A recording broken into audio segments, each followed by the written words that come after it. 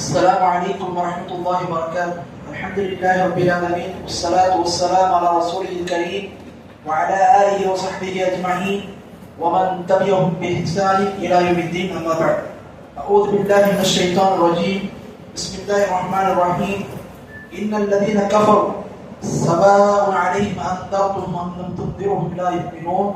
ختم الله على قلوبهم وعلى سمعهم وعلى أبصارهم غشاوة ولهم عذاب عظيم. இன்னைக்கு அல்லாஹ்வின் நல்லடியார்களே, சூரத்துல் ஃபாத்திஹாவுல நாம இதுவரையும் 5 வசனங்களுடைய தஃப்சீரை விளக்கத்தை அறிந்து கொண்டோம். அடுத்து பாருங்க, அல்லாஹ் தஆலா அதுக்கு அடுத்து 6 மற்றும் 7வது வசனங்கள்ல சொல்றான், இன்னல்லதீன கஃபர், நிச்சயமாக எவர்கள் நிராகரிப்பை செய்தார்களோ, குஃப்ரை செய்தார்களோ, குஃப்ரில் இருப்பார்களோ, சவாவுன் அலைஹிம் அன்தர்தும் அம் லம் துன்திரும் லா யுமினூன். நபியே, நீங்கள் அவர்களுக்கு அச்சமூட்டி எச்சரிக்கை செய்தாலும் சரி, அல்லது அவ்வாறு செய்யவில்லை என்று சொன்னாலும் சரி, ரெண்டுமே அவங்களுக்கு சமம்தான். ஏன்? அவர்கள் ஈமான் கொண்டு வரமாட்டார்கள். அடுத்த வசனத்தை அதுக்கான காரணத்தை அல்லாஹ் சொல்றோம். ஏன்? அல்லாஹ் அவங்களுடைய உள்ளத்திலையும் அவங்களுடைய செவிப்புலன்கள் மீதும் முத்திரையிட்டு விட்டான். மேலும் அவர்கள் பார்வை மீது அல்லாஹ் தஆலா திரையை போட்டு விட்டான். அவர்களுக்கு கடுமையான வேதனை இருக்கிறது என்று அல்லாஹ் சொல்றான். குர்ஆன்ல நீங்க பாத்தீங்கன்னா அல்லாஹ் தஆலா சூரத்துல் பக்ராவுல ஆரம்ப 5 வசனங்கள்ல அலிஃப் லாம் மீம், அதை தொடர்ந்து வரக்கூடிய வசனங்கள்ல 4 வசனங்கள்ல முஃமின்களை பற்றியும் அவங்களுடைய பண்புகளை பற்றியும் அல்லாஹ் தஆலா தெரியப்படுத்துறான். அதற்கு அடுத்ததா இந்த 2 வசனத்துல அல்லாஹ் தஆலா காஃபிர்களை குறித்து தெரியப்படுத்துறான். அடுத்து 3வது அல்லாஹ் தஆலா என்ன செய்யறான்னா, அதுக்கு அடுத்து வரக்கூடிய 13 வசனங்கள்ல முனாஃபிக்குகளை பத்தி தெரியப்படுத்தும். அப்போ சூரத்துல் பக்ராவுடைய ஆரம்ப வசனத்திலிருந்து கிட்டத்தட்ட 20வது வசனம் வரைக்கும் நீங்க பாத்தீங்கன்னா இதுல வரக்கூடிய வசனங்கள்ல ஆரம்ப 5 வசனங்கள் யாரை பத்தி பேசுது? முஃமின்களை பத்தி பேசுது. அடுத்து வரக்கூடிய 2 வசனங்கள் காஃபிர்களை பத்தி பேசுது. அடுத்ததா வரக்கூடிய 13 வசனங்கள் முனாஃபிக்குகளை பத்தி பேசுது. அப்ப இந்த வசனங்கள் எல்லாத்தையும் அல்லாஹ் தஆலா இந்த 3 வகையினரை பத்தியும் பேசுறோம். அப்ப முதல்ல தூய்மையான மக்கள் முஃமின்களை பத்தி அல்லாஹ் சொல்றோம். அடுத்து 2வது அசுத்தமானவர்கள், அது யாரு?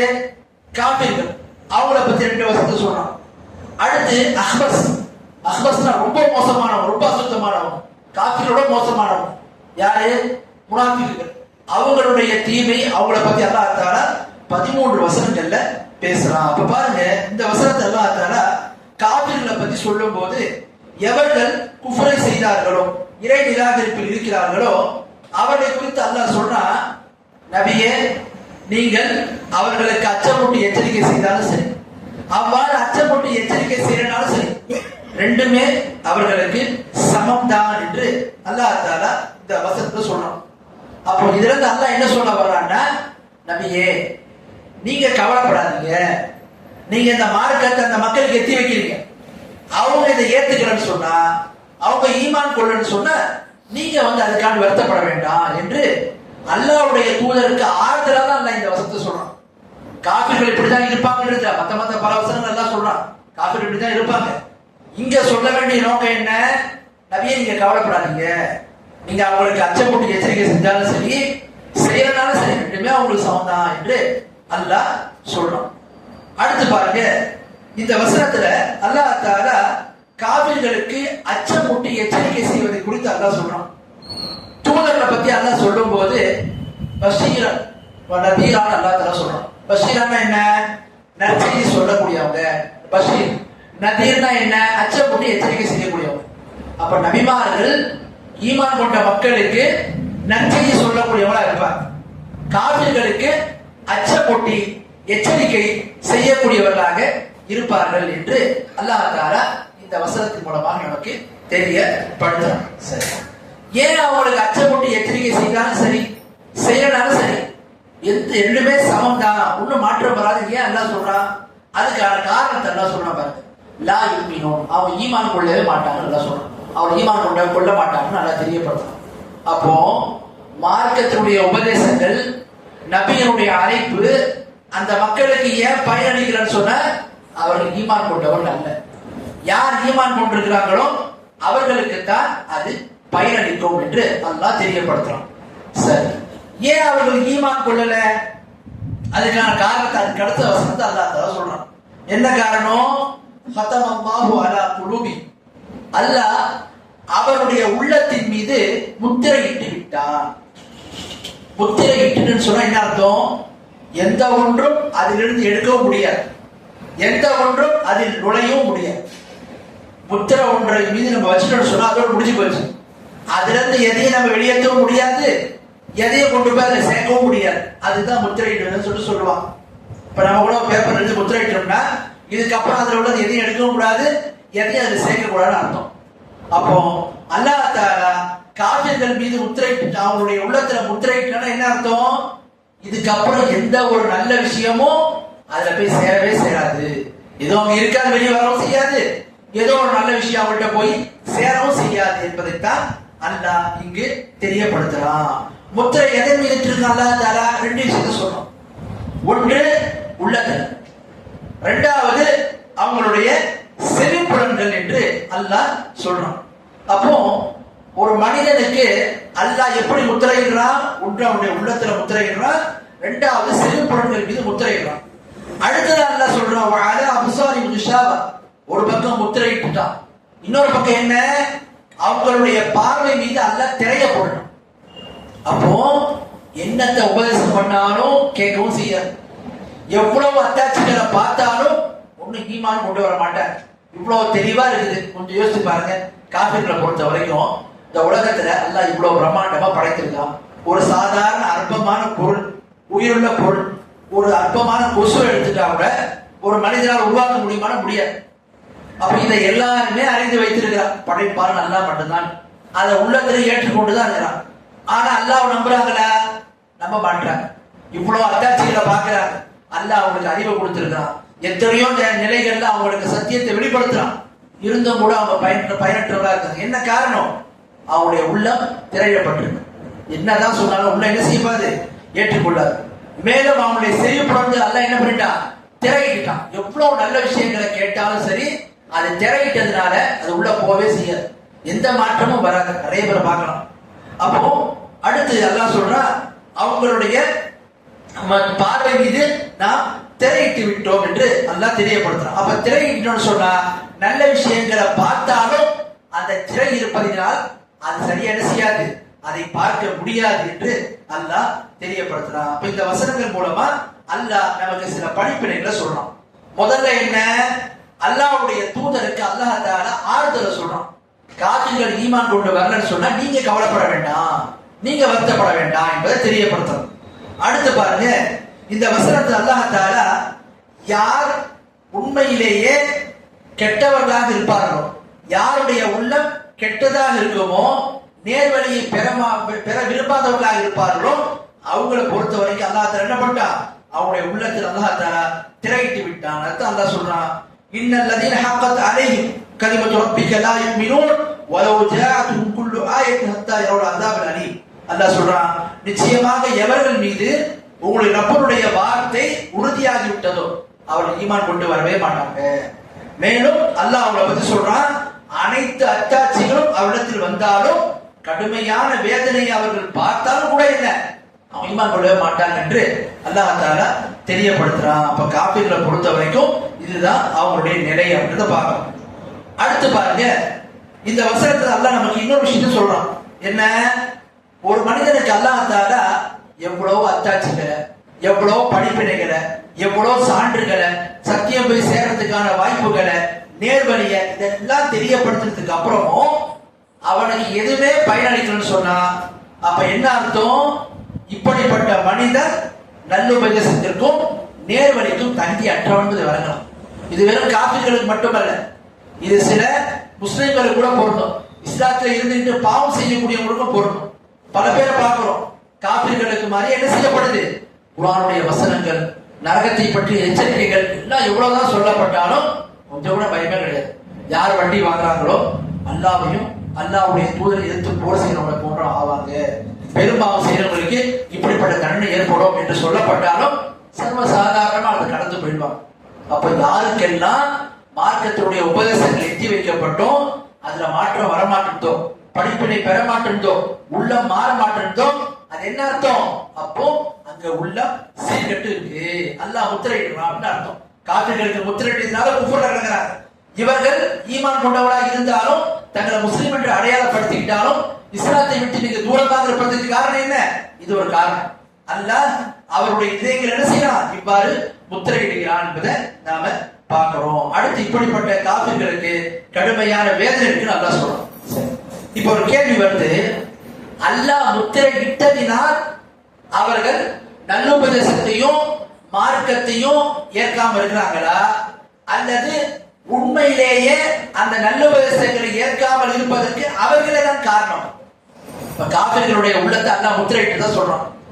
அல்லாஹ் முத்திரை இட்டதுனால தான் அவங்க இந்த குர்ஆனுடைய உபதேசங்களை கேட்காம இருக்கிறாங்களா, நேர்வழியில வராம இருக்கிறாங்களா, அல்லது அவர்களே நேர்வழியில் வராம இருப்பதற்கு அவர்களே டைரக்டா காரணமா என்று பார்த்தீங்கன்னு சொன்னா அவர்களே தான் காரணம்.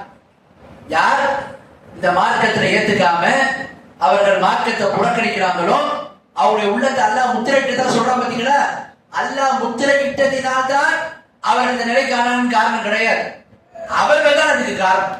அல்லாஹ் குர்ஆன்ல சொல்றான் பாருங்க, 61வது அத்தியாயத்துல 5வது வசனத்துல, ஃபலம்மா ஸாகு அஸாக அல்லாஹு குலூபஹும், அவர்கள் சத்தியத்தை விட்டு சருகினார்கள், நேர்வழியை விட்டு அவர்கள் சருகினார்கள், அல்லாஹ்வும் அவருடைய உள்ளத்தை சருக செய்தான். அப்ப என்ன வருது? ஒருத்தவன் குஃப்ர்ல இருக்கிறான்னு சொன்னா அது அல்லாஹ் அவனுடைய விதியை ஏற்படுத்தி இருந்தாலும் அதற்கு முழுமையான காரணம் யாரு? அல்லாஹ் நீதமானவன். அல்லாஹ் யாரு மீது அநியாயம் செய்ய மாட்டான். அப்ப அவன் குஃப்ர் செஞ்சதுக்கு காரணம் என்ன? அவன் தான் காரணம். என்ன காரணம்? அவனுக்கு அவனுடைய உள்ளத்துல நல்லுபதேசங்களை ஏற்கக்கூடிய நல்ல எண்ணம் கிடையாது. அதனால பாத்தீங்கன்னா யாருடைய உள்ளம் உண்மையிலேயே நல்ல எண்ணமாக இருக்குமோ, இஹ்லாஸ் உடையதா இருக்குமோ, அப்படிப்பட்ட உள்ளத்துல ஒருபோதும் குஃப்ர் இருக்காது. எப்படியாவது இந்த குஃப்ர் வெளியே வந்துடும். வெறும் இதுவரை குஃப்ர் மட்டுமல்ல, நல்லுபதேசங்களை ஏற்கக்கூடிய நல்ல உள்ள இருக்குன்னு சொன்னா மார்க்கம் என்று ஒரு விஷயம் சொல்லுமோ அதை உள்வாங்கிக் கொள்ளும். எந்த உள்ள சீர்கெட்டு போயிருக்குதோ, மார்க்கத்தை ஏற்கிறதுக்கு தகுதியற்றதா இருக்குதோ, இஹ்லாஸ் இல்லாம இருக்குதோ, நல்லெண்ணம் இல்லாம இருக்குதோ, சீர்கெட்டதா இருக்குதோ, அப்படிப்பட்ட உள்ளம் தான் குஃப்ரையும் பாவத்தையும் பொருந்திக் கொள்ளும். நல்ல உள்ளம் ஈமானையும் மார்க்கத்தையும் பொருந்திக் கொள்ளும். அப்ப அதான் நம்ம பார்க்கிறோம். அல்லாஹ் சொல்றா, அவர்கள் ஏன் அவங்க நம்மளுடைய உள்ளத்துல சருக செய்தோம் நேர்வழியை விட்டு? அவங்க சத்தியத்திலிருந்து சருகினாங்க, அவங்க நேர்வழியிலிருந்து சருகினாங்க. ஆகவே அவருடைய உள்ளத்துல நாம என்ன செஞ்சோம்? சருக செய்தோம். அல்லாஹ் சொல்றோம். அப்போ ஒரு மனிதனுக்கு அல்லாஹ் தஆலா அந்த உலகத்தை நீங்க பாத்தீங்கன்னா மலக்குமார்களுக்கு நரகம் சொர்க்கம் கிடையாது, மற்ற மற்ற உயிரினங்களுக்கு ஜீவராசிகளுக்கு நரகம் சொர்க்கம் கிடையாது. ஏன்? அவற்றுக்கு அல்லாஹ் தஆலா தேர்ந்தெடுக்கக்கூடிய உரிமையெல்லாம் தரல, மனிதனுக்கு தான் கொடுத்துருக்கணும், ஜின்களுக்கு தான் கொடுத்துருக்கணும். அப்ப அதனால தான் ஜின்னுக்கும் மனுஷனுக்கு மட்டும்தான் சொர்க்கம் நரகம் விசாரணை எல்லாம், மலக்குகள் கிடையாது. அப்ப நமக்கு என்ன விளங்குது? அல்லாஹ் தஆலா மனிதனை படைத்து அந்த மனிதனுக்கு சுய அதிகாரத்தை கொடுத்திருக்கான். அவன் எதை தேர்ந்தெடுப்பான் அல்லாஹ் முன்னாடியே தெரியும். அதுதான் விதியில் எழுதி வச்சிருக்கான் அல்லாஹ் தஆலா. அவன் எதை நாடுவான் என்பது அல்லாஹ் முன்னாடியே அறிந்திருக்கிறான், எழுதிருக்கிறான். அது அல்லாஹ் நாடணும். அல்லாஹ் நாடுறதுக்கு அப்போ ஒரு மனிதன் தவறான பாதைக்கு போறான்னா அதுக்கு முழுக்க முழுக்க காரணம் யார்? அவன் தான். அல்லாஹ் விதியை ஏற்படுத்தினான் மட்டும் இல்ல, இவன் இப்படித்தான் ஆவான் என்பது அல்லாஹ்வுக்கு முன்னாடியே தெரியும். அது அல்லாஹ் அறிந்தவன், அதை விதியை எழுதிட்டான். 50 ஆண்டுகளுக்கு முன்னாடியே கத்தபல்லாஹு மகாதில் கலாயிக் قبل ان يخلق السماوات والارض ب50,000 سنه.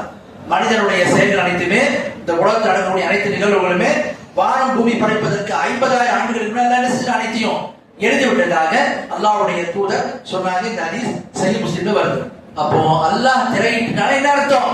அல்லாஹ் திரையிட்டதினால் தான் அவன் ஈமான் கொள்ளாம போயிட்டான் அர்த்தம் கிடையாது.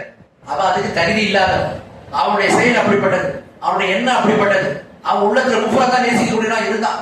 அதனாலதான் அல்லாஹ் அவனுடைய உள்ளத்தை முத்திரையிட்டான். ஆகவே அவனுடைய செயலுக்கு அவன் தான் பொறுப்பான். அதனால்தான் வேதனை செய்யப்படுறான், அதனால்தான் நரகத்தை தூக்கி எறியவும் படுறான். அப்ப இதை நாம விளங்கிக் கொள்ள வேண்டும். ஆகவே இப்படிப்பட்ட காபிர்களுக்கு கடுமையான வேதனை இருக்கு. இப்ப பாருங்க, அடுத்த அல்லாஹ் 13 வசனங்கள்ல முனாஃபிக்குகளை பத்தி சொல்றோம். யார் அந்த முனாஃபிக்குகள்? وَمِنَ النَّاسِ مَن يَقُولُ آمَنَّا بِاللَّهِ وَبِالْيَوْمِ الْآخِرِ وَمَا هُمْ بِمُؤْمِنِينَ. மனிதர்கள்ல சிலர் இருக்கிறாங்க, எல்லாரும் இல்ல, ஈமான் கொண்டவங்க சிலர் இருக்கிறாங்க. எப்படிப்பட்டவங்க? அவர்கள் சொல்கிறார்கள், நாங்கள் அல்லாஹ் மீது ஈமான் கொண்டு வந்தோம், மறுமை நாள் மீது ஈமான் கொண்டு வந்தோம் என்று சொல்கிறார்கள். அல்லாஹ் சொல்றான், ஆனால் அவர்கள் ஈமான் கொண்டவர்கள் அல்ல என்று அல்லாஹ் தெரியப்படுத்துறான். அப்போ இந்த வசனத்தை அல்லாஹ் நமக்கு தெரியப்படுத்துறான். என்ன தெரியப்படுத்துறான்னா, மக்கள்ல சிலர் தங்களை முஃமின் என்று சொல்லிக் கொள்வார்கள், தங்களை ஈமான் கொண்டவங்கள அடையாளப்படுத்திக் கொள்வாங்க. ஆனால் உண்மையில அவங்க ஈமான் கொண்டவங்கள ஆக மாட்டாங்க. இவங்க யாரு? முனாஃபிக். அல்லாஹ்வுடைய தூதருடைய காலத்துல சிலர் இருந்தாங்க. எப்படிப்பட்டவங்களா இருந்தாங்கன்னு சொன்னா, தங்களை முஃமின் என்று அடையாளப்படுத்தினாங்க.